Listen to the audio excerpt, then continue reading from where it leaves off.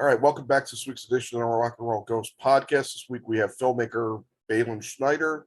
This is your first film, right? Out of Time, the Material Issue story. Yeah, my first feature. So yeah, it's a documentary about the Chicago power pop band Material Issue, their career and the passing of their lead singer Jim Ellison. And features a lot of really great interviews with a lot of people that were around at the time the band was at its peak. Balin, welcome to the show. Hope you're doing well today. Yeah, thanks for having me. So you're a pretty young guy. You're obviously were not born when Material Issue were around. What was your start? What was the first time you heard of them? Or heard them, and what about them spoke to you? Yeah, I think that's it's always cool. That seems to be the first thing fans gravitate towards, like when they meet me or we're doing like a Q&A or something. Yeah, I was like 16, I want to say. I was really young. And I think someone posted on like their Instagram story, like Valerie Loves Me, the song. And I was like, oh, that's like a cool album art and a cool name of a song. So I think I listened to it and I got really into it, and then I was like getting into the record, and then I think my girlfriend at the time like bought me the CD from like our local like CD store in Lawrence, Kansas. And I just like listened to the record a lot, and I like somehow knew the story. I don't know if it was like I was like just surfing the web, and like as I do, I feel like and I knew the story, and I was like thought it was a good idea to like do a little 8-minute YouTube documentary thing on them, and it kind of just evolved into what it is now. Well, what was your first steps to doing something? I mean, you were in college, and you were studying film, is that correct? Yeah. And it was funny because it was like, yeah, it was pretty much we like reached out to the band on like Facebook. Because they have like a booking manager, but obviously they're not like a full-fledged band anymore, so they don't have management anymore. So we like reached out to them on Facebook, and I think I texted Ted and I was like, hey, we're these kids from Kansas, we really want to do this thing on you. And I think it took a couple months, but eventually they agreed to do it. And like we went up in December. We like drove to Chicago in December. It was freezing. And we interviewed the band and then Jeff Murphy and Jay O'Rourke. And that was like our first trip and like our first set of interviews, which kind of were like the framework of the whole film. I feel like Jeff and Ted's interviews are really important. Mike's the drummer, we re-recorded. That's not the original interview. Yeah. Okay, so the interview with Ted is the original interview from when you went up there. Yeah, he was like, actually Ted's interview was the first one we ever did. That's cool. It was really thorough, which is what I think kept it in the film. Yeah. Same with Jeff Murphy. Although Jeff Murphy always has like very astute and I guess like long-winded explanations to things. So like pretty much you put Jeff in front of a camera and like you're fine. Yeah. So what turned you to go from having an 8-minute film to deciding to expand upon that? Yeah, I think it was like when we realized like larger people wanted to be involved.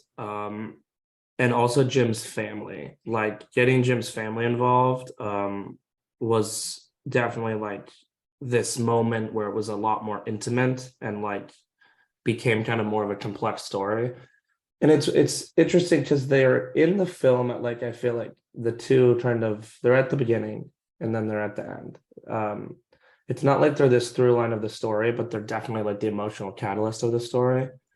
And getting them was a big deal. Getting like Red Cot and Jim DeRogatis on it also, like I think made it was a lot easier to get like money. like producing wise, like to fund the film, which we needed a lot for licensing. It was easy to get more people interested in donating or giving money to the project solely based on the fact that like we had bigger names, and then like Steve Albini came and we interviewed Rick Nielsen and Gilby Clarke and Liz Phair and et cetera, who didn't even end up being in the film, but I think having them in it like really like bolstered the financing of the project, I guess. Gotcha.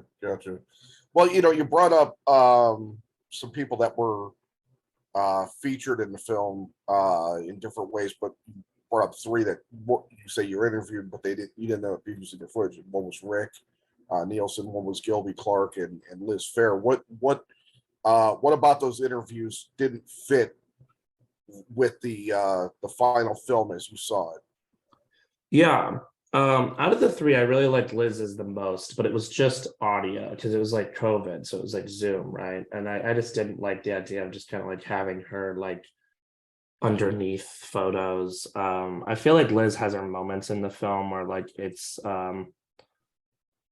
she gets her cred, like she's mentioned a lot, and I feel like just putting her in the film, like she was close with Jim and everyone kind of knows that. If we did it on camera it'd be different, but and then in terms of like Gilby, it was just like, I don't know, technical difficulties, I think. But then also just like that section where Gilby kind of comes in is so fast. But it really did help with like research, like talking to Gilby and kind of and hearing his thoughts and stuff. And then same with Rick. It was just kind of like Rick really talked about the Chicago scene. So it was just really quick. It just didn't seem really like it fit. There are a couple people who are in there who are just like in there for like one clip, and it was hard. Sometimes we'd be like, okay, how do we just put Rick in here for one clip, and just like wouldn't work, if that makes sense. Yeah.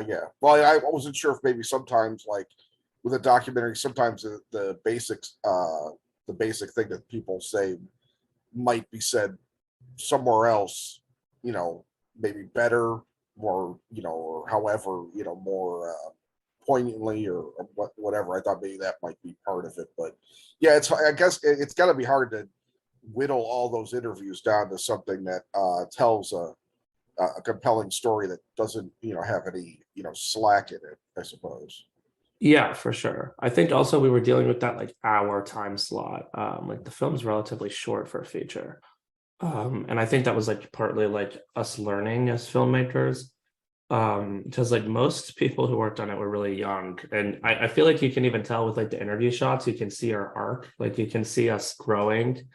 There's some earlier on interview shots, like Jim's sister is a big one that I dislike, where it was just like, it was our second really time filming ever, like professionally, and we were like 18. And also film school in Kansas is vastly different than, LA film school, for example. Right. But yeah, you can really see like the growth towards the end with like a shot like Joe Shanahan, the owner of Metros, which I think is like one of the coolest shots in the film. Yeah, so there was definitely like a learning curve with everything, but for sure the visuals in the story, there's a learning curve. Yeah. Was there anybody that you wanted to talk to that you weren't able to get? Yeah, a couple. A big one was Nash from Urge Overkill. Yeah. Who was like best friends with Jim. We got Eddie. I think a little bit of like the Smashing Pumpkins. I talked to a couple of those guys, but nobody wanted to do an interview. I think the problem is like that was such like a drug haven back in the day, right? And now all these people are old, or they have kids, or they have jobs or lives, and it's like re-acknowledging a lot of that is like, talking about probably the most tumultuous time in your life, because material issue were really in those early days. So I think, or it was just really emotional for them. So someone like Nash was a big one.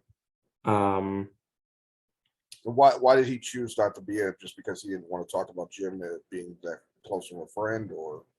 No, I don't know. I've heard he wanted to be in it. I just don't know if it was like we ever connected. Okay. I know the Urge guys through their manager, so it might have just been like he just didn't want to do anything at the time, so he wasn't even taking requests. I don't know. Yeah, yeah, I know he has a lot of love for Jim and would only say good things, and yeah, obviously they were really tight, but it yeah, could just be that, wasn't in the right place at the right time, kind of thing. yeah. No, I hear you.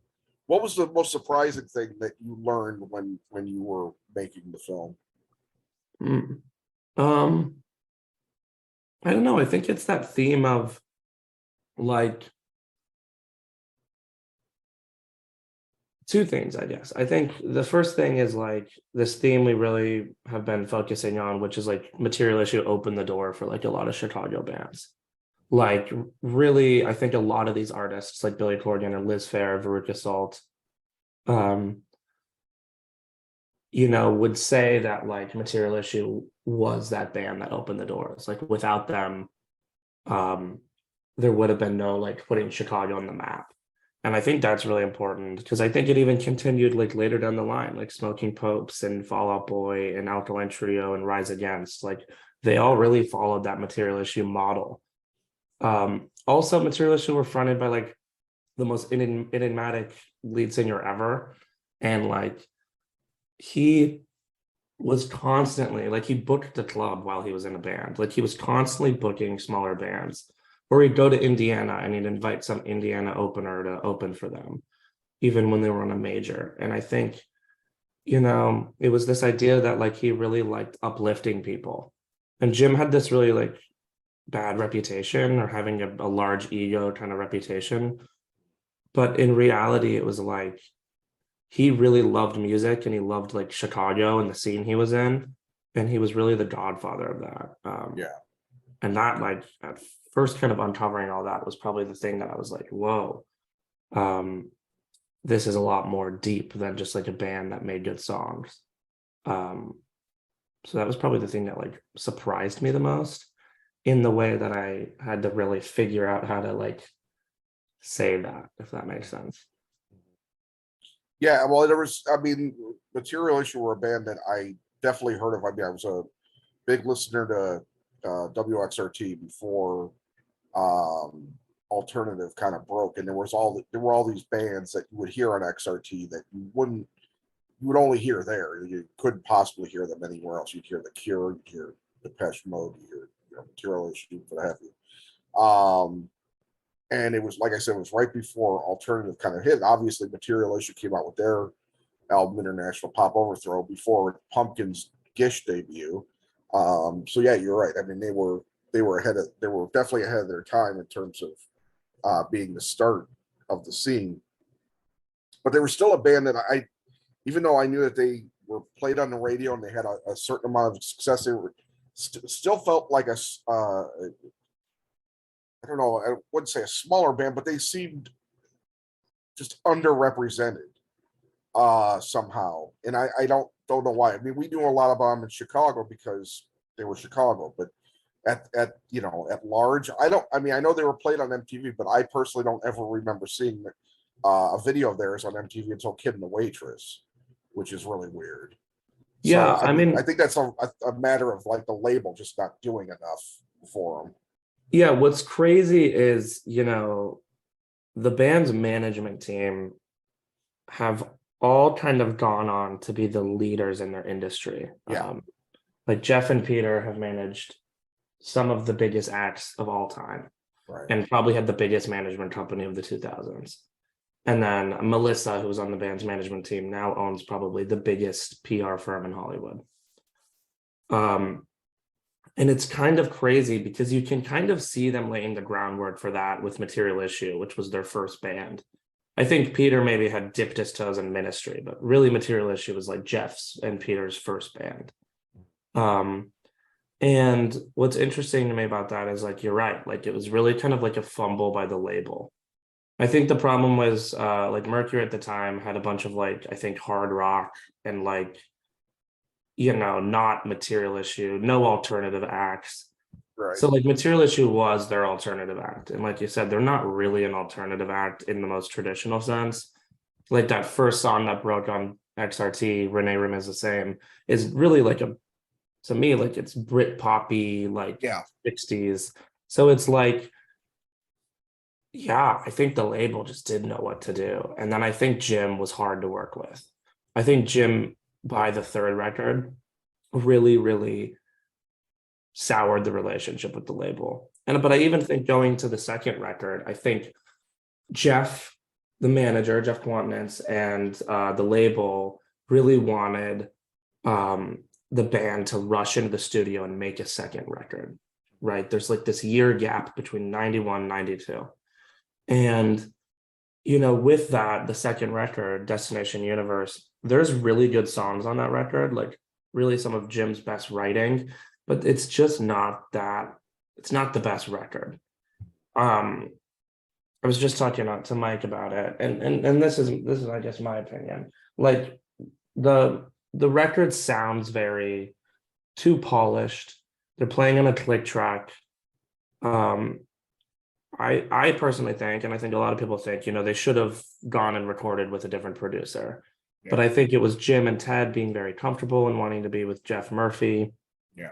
It's like really when you listen to that second record, there's no like single.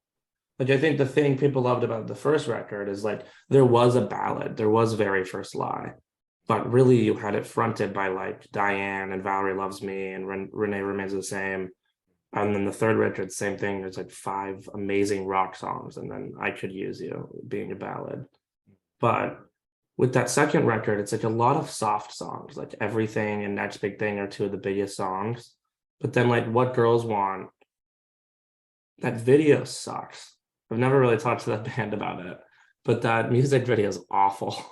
Yeah. And it's awful for any generation, but I imagine it was especially awful for 90s MTV. It's just garbage. And the song is really good. Like you'll hear the song. It was on like a Bears game last year, I remember. You'll hear it played. It's like pretty popular, but the marketing for that and the whole album art for Destination Universe, I think, was really rushed by the label. I just don't think they knew what to do. Where like I think obviously like Nirvana's label, like you could tell that was like kids working on it, like young people in the industry. Like Nevermind has some of the best like rollout ever. Yeah. Same with Pearl Jam, same with Melancholy by the Pumpkins. Like where really there's this like cool aesthetic, and Material Issue did not have that, especially for the second record. Yeah. So it definitely seems like Mercury was a major part of the problem. You know, I think probably the most fascinating moment is that, you know, I remember when Jim died. I think because I knew his reputation of being this very upbeat guy, and he was always not, I wouldn't say a scenester, but he was like a guy. He was always around. You know, that's what I heard. Like he was always, you know, at shows. He was always doing stuff with music. I listened to Jim and Greg back in the early days. I think even Jim with oh my god, I can't believe I'm forgetting his name. He wrote for the Chicago Reader, but the Sound Opinion dates back so far back at this point that, you know, it just, I think it was on Q101 and then it was on XRT, and you know, then it went to NPR, and now they just do their own thing. But they would always herald, you know, Material Issue. They absolutely loved him. Obviously, they're in the movie. But when he died, it was just such a shock because I just, you know, when anybody kills himself, it's hard to deal with if you know them at all. But especially for him, I have to imagine a lot of people that knew him, just there was that disconnect. Yeah, I think, yeah. I think like, you know, we interviewed like 40 people, and I'd say like everybody checks that box. Like some people are like, oh, we saw it coming, but like they didn't see it coming at the same time. Right. I think looking back on it in retrospective, they saw it coming, but they didn't at the time. And I think it like makes sense. Like if you look at like a Kurt Cobain or like a Chester Bennington as a good example in the modern day, like the songs that they were writing were deeply complex, and they were obviously struggling with the fame aspect of it, especially Kurt, where like Jim was writing bubbly pop songs about falling in love and loved the fame aspect of the band. Yeah. And like sure on Telecommando Americano, which I guess came out after the band, after Jim had died. Even though he wrote those tracks, there's a lot of I think red flags per se on that record. Like, what if I killed your boyfriend? Right. I think the way I understand it, and obviously like a lot of people like talk about Jim's death. So like I feel very like studied in that era of his life. The way I understand it is it was quick. It wasn't like this like 2 year period where Jim was really upset. I think after they lost the record deal with Mercury, they were like, let's go out and get another record deal. And I think maybe that was a big push by Zelenko, where like Jim not as much, but I think he was dealing with like a complex mix of problems. Right. It was this girlfriend who like I think people kind of in the material issue circles put too much of an emphasis on. I don't think it was like this girl that broke his heart, like that really shattered him, I think. But like a lot of people in the circles are like it was her fault, or I think felt that way at the time. Right. And I think it was just like he really struggled with his parents' divorce at the time, even though he was in his 30s, which is like, you know, now I think you would look at as like Jim had a lot of mental illness, and I think the band really, thinks that. Like he had really spouts of mania. Like, and I think, Okay. Someone struggling with the divorce as much as he did in his 30s is definitely, analyzed today a lot different. And then it was also, getting dropped from the label and not being this like major label deal. And then a lot of people were really cruel. Jim had that big ego where he was like, we're the best band ever, we're gonna get there. He kind of had that Oasis thing, right? Which I think played into why they were so great. But I think a lot of the bands that were like in the Chicago scene that never made it really gave it back to them. Like I think Jim died and they really rubbed it. I mean, sorry, Jim lost the record deal and they like really rubbed it in his face. And I think that probably contributed to it. And then, like a lot of people in the circles are like, like you think Material Issue was a clean band, but certainly Jim was not clean at the time of his death. And Yeah. Of course that contributes to it. Yeah. Yeah. It's like a perfect storm kind of thing. Like, Yeah. just he decided on he instead of trying to figure out a way around it for that day, he just couldn't see it and went in. And, Yeah. that's usually how stuff like that happens. It's so different from like somebody like Cobain who pursued it repeatedly. Yeah. You know. No, I do think the Jim thing was just like, yeah, it was that night. Like, I think the one thing that's not in the film and it's kind of intimate is I think a lot of people had a voicemail on their box. And I think that's what's really sad is I think Jim called a lot of people that night to try to be like, come over, like, come play poker, blah, blah, blah. And it was just like, I think it was just like late at night and like, Yeah. I think it was like one of those things where like it happens with me. Where like if I'm having an anxious day or like you call a bunch of your friends the day of because like your day was bad and now you want to make plans for the night and no one answers or that kind of thing. Yeah. And I think with that storm, it's like, oh well, he was like, I'm alone. And it's like reality, no, like you weren't alone in the slightest. Yeah. So yeah, I think that was like an unfortunate thing. But yeah, I just think it was like the band has been really open about this and in a really poignant way. Like, if there were the same mental health resources as there were today, I think it would be different. And like that was kind of a big aspect is you could probably like now, I think one of the bandmates or one of Jim's friends or family would be like, oh, Jim, you need help. Yeah. But it was the 90s. Like they didn't see that. Yeah. There was no discussion.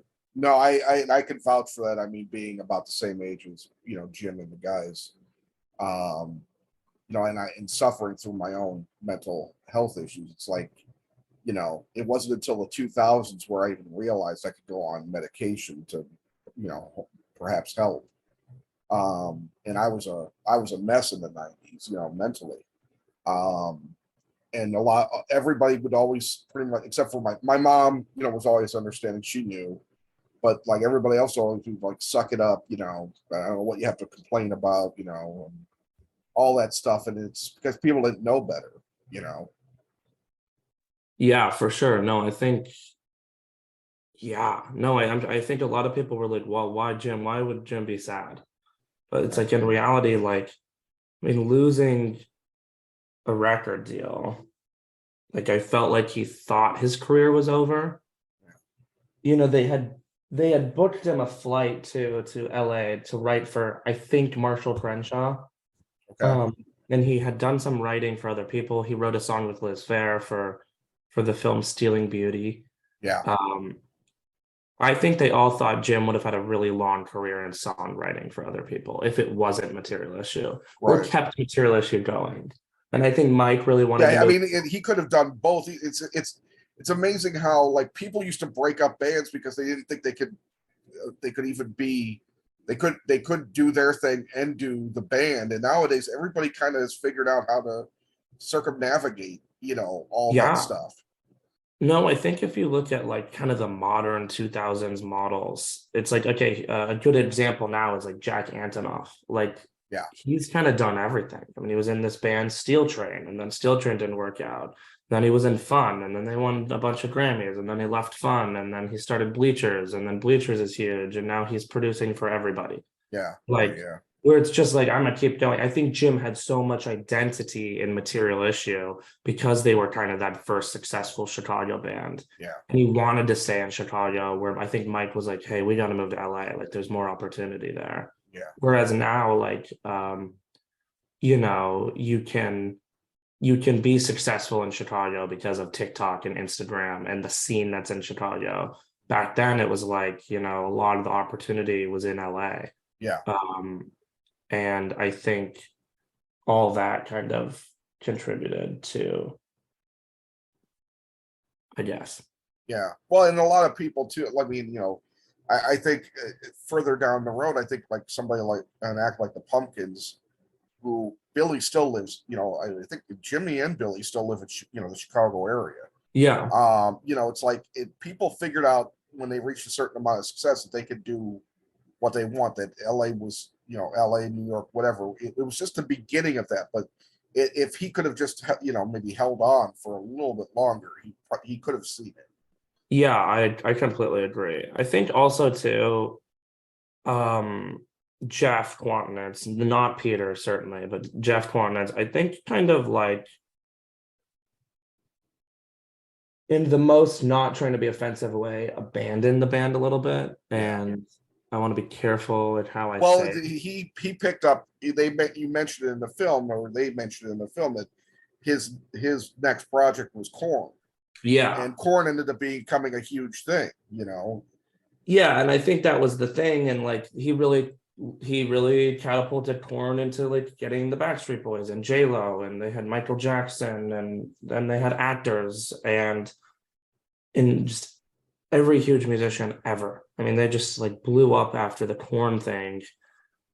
And I think the thing is I think Jeff was really, he moved to LA and he was really focused on building his company. And I think, you know, Material Issue were on the road and getting money, and Jeff was kind of not doing everything he should.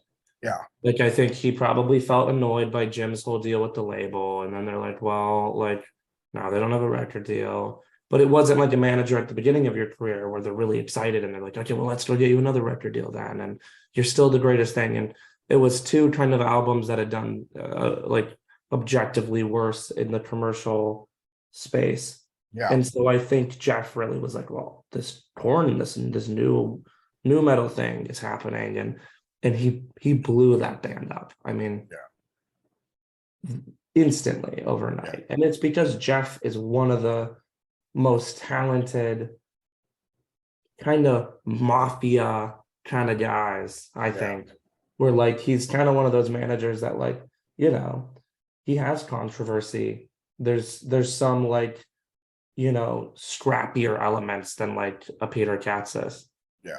like the nice guy manager. Well, that dates back to, I think a lot of people model managers on people like the right or wrong, like Colonel Tom Parker or Zeppelin's manager. I mean, the Zeppelin manager was notorious for going into record stores with a baseball bat and destroying bootlegs. For God's sake, it's like that was kind of like the whoever got made the most noise got kind of the was the go-to inspiration, I think, for a lot of managers. Yeah, and I think, yeah, yeah, I think back then though it was different. Is like they could have one band and be successful, and I think Jeff kind of was that one of those first guys who was like, I want to build an empire, and he right, did.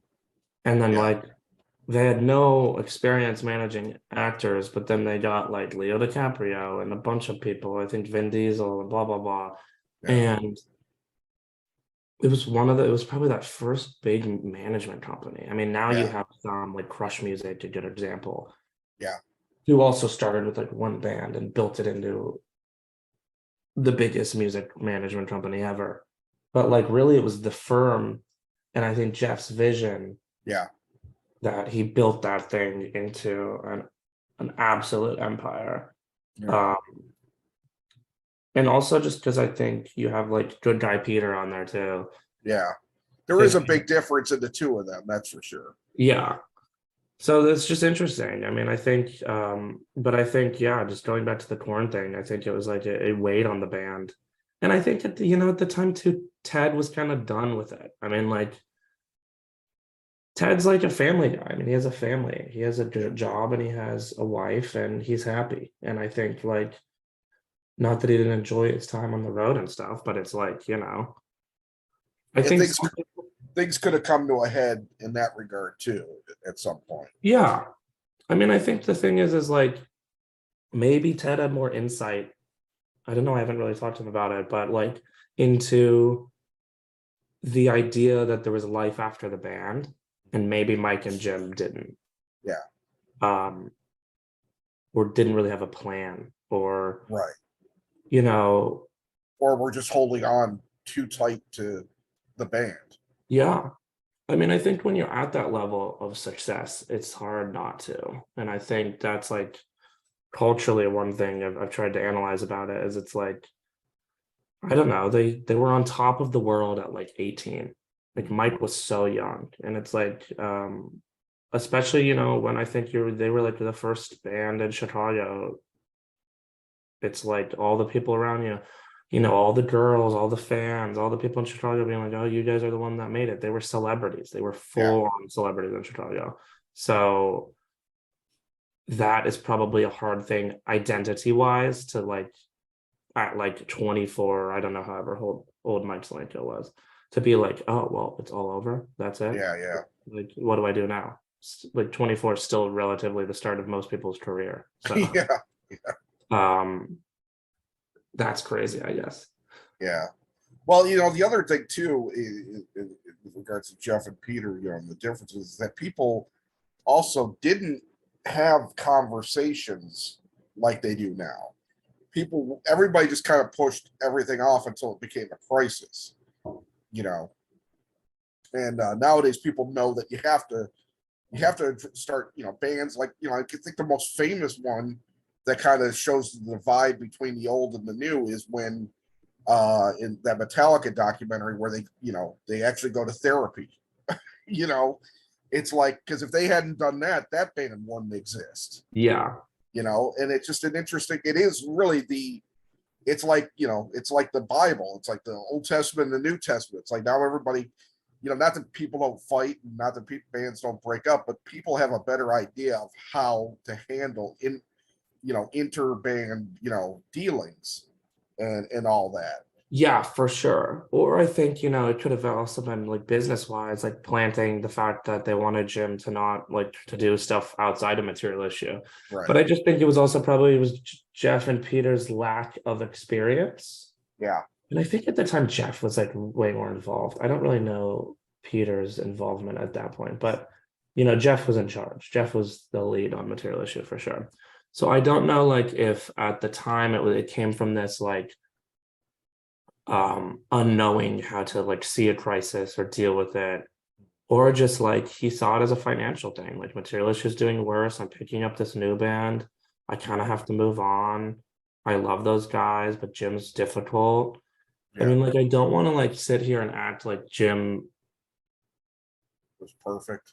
Yeah, I mean, like, he made things worse for himself, and that's like sucks to say, but like, someone told me, like, with the third record, he like blew up on the label in like a label meeting, Yeah, and I think that he like went there in person. There was like a big argument, and I think that that really soured things. And Jeff tried to like stamp it out, but I think they were ready to drop him before the third record.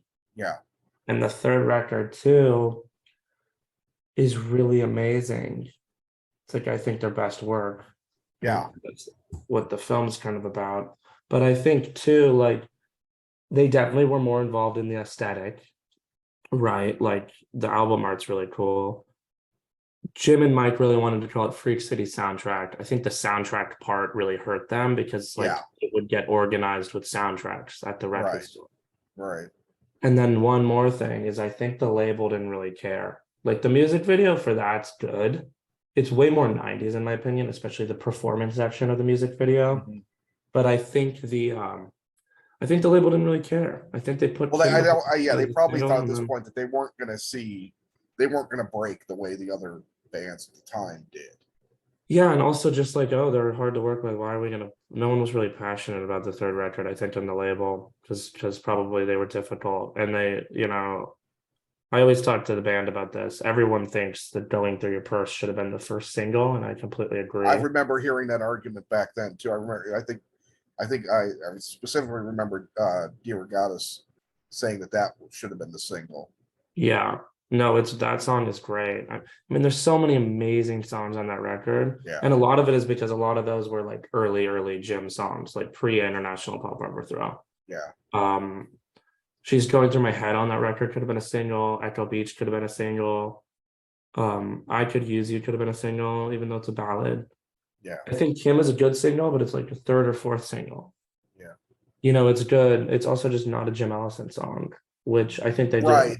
right. But Which I didn't know honestly until the documentary, which was surprising to me. I don't. I mean, if I knew it, I forgot it. But because it feels like them. yeah, no, it's really interesting if you listen to the original version, because it's very Seattle. Yeah. But it's like, yeah, and I think this might be in the film. I haven't There is watched it. some. I There haven't is. Yeah, watched they it. some of it. Yeah, But they talk about how where Mike Chapman talks about how it was the same. He kind of prompted them to do it because Debbie Harry ran into the studio with the nerves hanging on the telephone. She had right. like the 45. And Mike was like, Blondie doing that song on Parallel Lines was like made him bring it up to Materialist. It was like, well, do you have any covers? And I think Mike still has the Green Pajamas 45. Mhm. And he were like, Jim and I just played the shit out of it. And then they did the cover, and arguably I like the cover better than the original. Materialist should kill it. I just don't think it was like really encompassed the whole record, Right. and that kind of led to it not doing well And then too. that was the label's decision, of course. So Yeah, and yeah, maybe the management's, but also it's just like you could tell like no one pushed that record hard. There was no like, yeah. I mean that yeah, was what 94, so it was like they could have really pushed that into the market, and they just didn't. yeah. Yeah. Well, and the other cool thing, and you brought them up, I thought the most emotional moment, I wasn't expecting it to be the most emotional, the person to have the most emotional moment was Mike Chapman, the producer of the last released studio album. Um, it, he really seemed to still be holding on to guilt about not reaching out to Jim, and it's obvious he seems like he bears a burden of his loss somehow.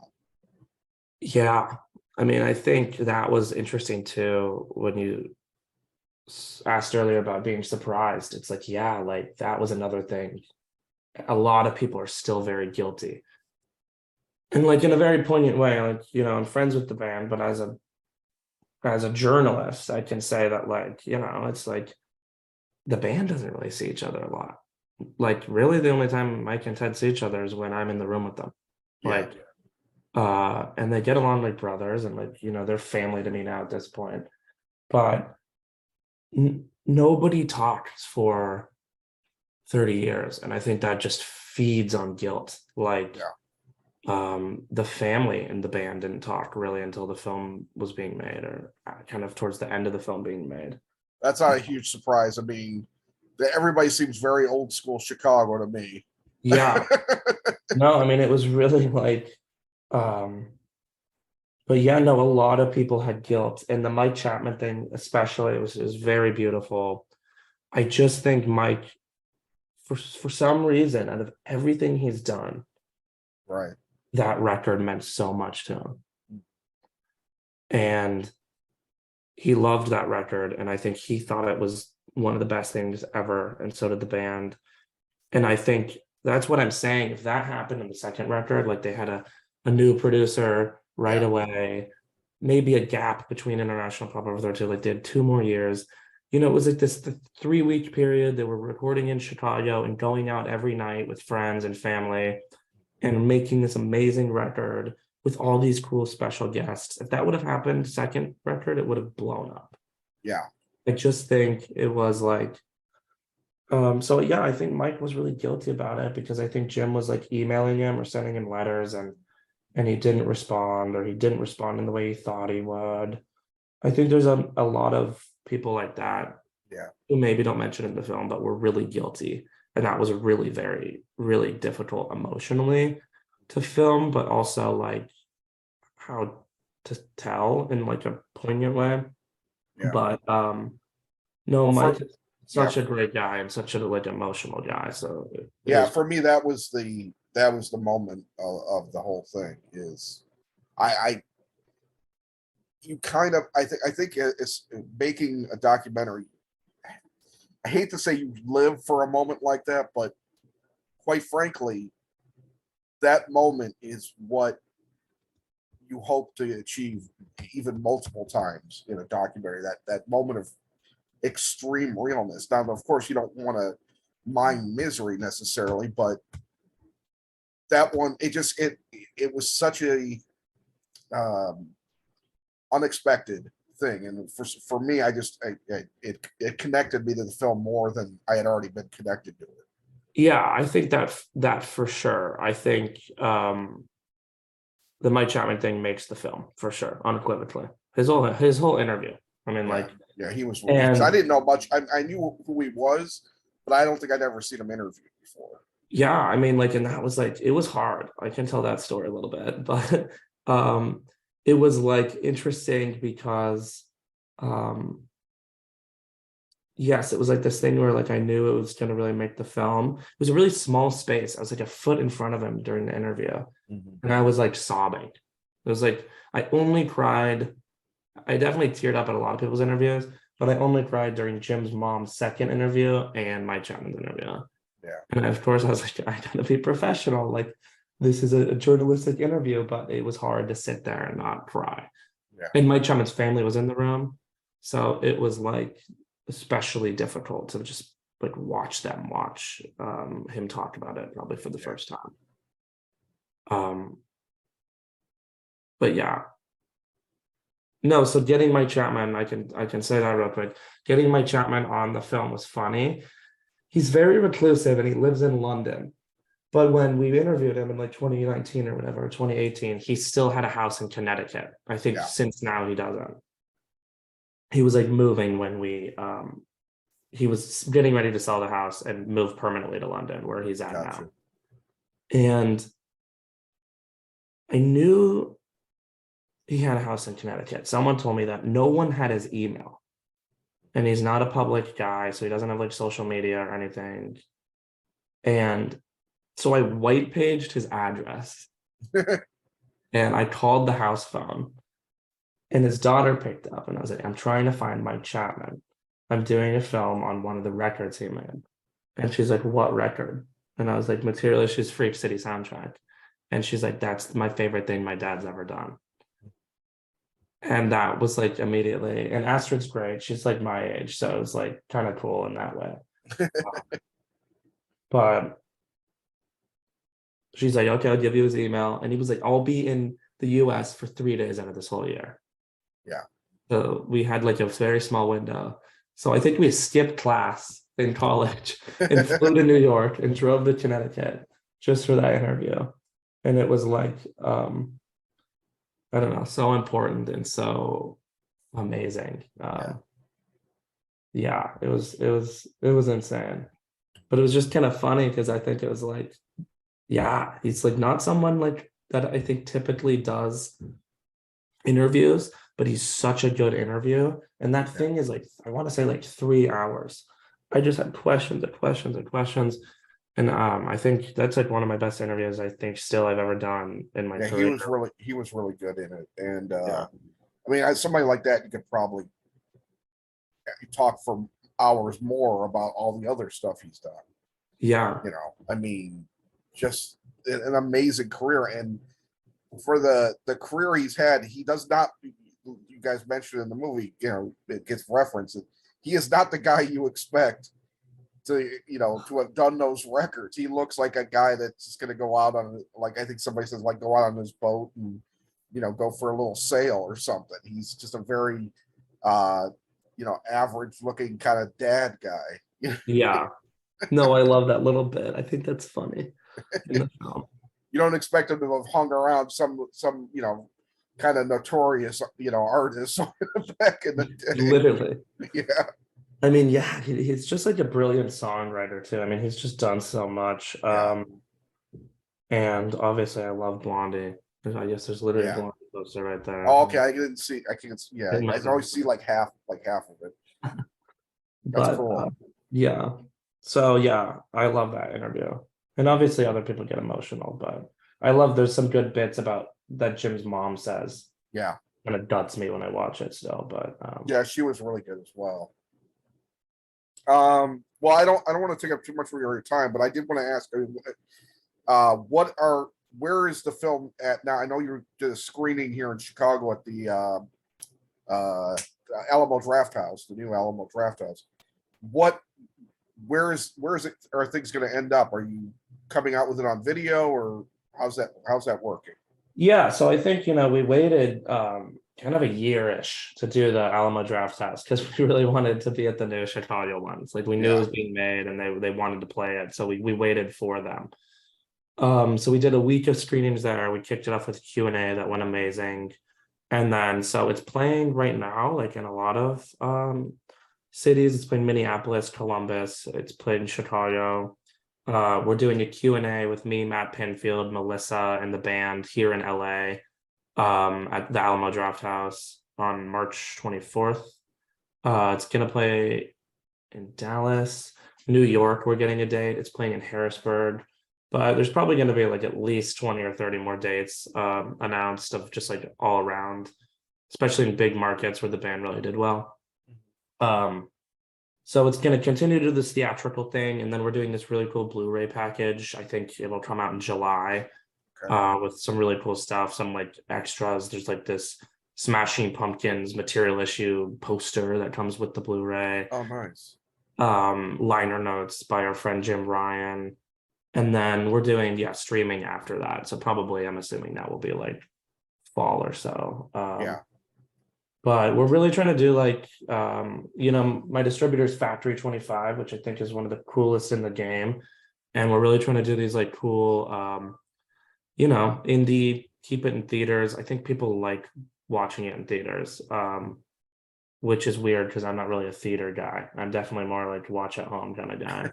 But it is interesting to like, every single time it's weird, I guess, seeing people cry to your film. That's very weird, but it's just like this very cool movie to see in theaters. So we're gonna do a big theatrical run, then Blu-ray, and then streaming. And there's merch out now. There's gonna be more collectibles and stuff. So that should all be pretty fun. Great. And is there anything you're working on now as your next thing? Yeah, it's like it's another music thing.